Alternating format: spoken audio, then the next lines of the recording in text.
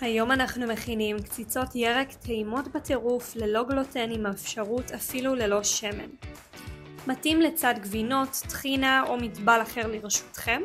הקציצות יוצאות הכי טעימות במחבת עם שמן למען האמת, אבל אפשר גם בתנור עם מעט שמן או אפילו ללא שמן, ניסיתי את שניהם, וגם יוצא מוצלח מאוד. מבחינת הרכיבים, באמת אין כאן הרבה. יש כאן בטטה, זוקיני, בצל, שום, כוסברה וכמה תבלינים. ואתם כמובן יכולים להוסיף תבלינים מבחירתכם. אני אוהבת לעשות את זה ככה קלאסי, טעם ניטרלי, כדי שיתאים לעוד מאכלים וסוגי ארוחות.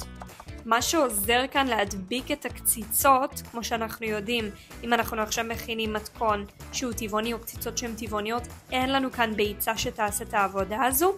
אז יש לנו כאן קורנפלור שבעצם עוזרת לנו להדביק את הקציצות האלה, והיא עושה עבודה נהדרת.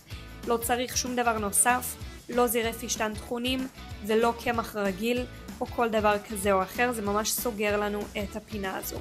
אני אישית התמכרתי, אני חושבת, לקציצות תפוחי אדמה וקציצות ירקות מאז אפילו החגי חנוכה הראשונים שלי, שהיה ככה אנחנו קוראים לזה לטקז, את הקציצות, ובעצם אמא שלי הייתה מכינה את זה נטו תפוחי אדמה ועוד כמה דברים ממש בצורה הכי קלאסית, היינו אוכלים את זה עם גבינות, אז גם לא הייתי טבעונית, וכשעברתי לטבעונות אז היא ממש התחילה פשוט להכין את זה בלי ביצה, והיו גם את הגבינות הטבעוניות לחג.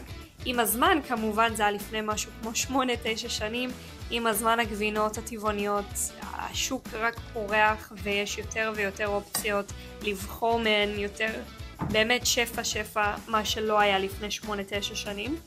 ואתם ממש יכולים לבחור את הארוחה הזו כממש פחמימה לצד ארוחה רגילה, או ראשונה בארוחת שישי או חג. עכשיו שבוע הבא אנחנו כבר מתקרבים לראש השנה, ואתם ממש יכולים להכין את זה כמנה ראשונה בראש השנה, או פשוט מנה בשולחן, מנת פחמימה.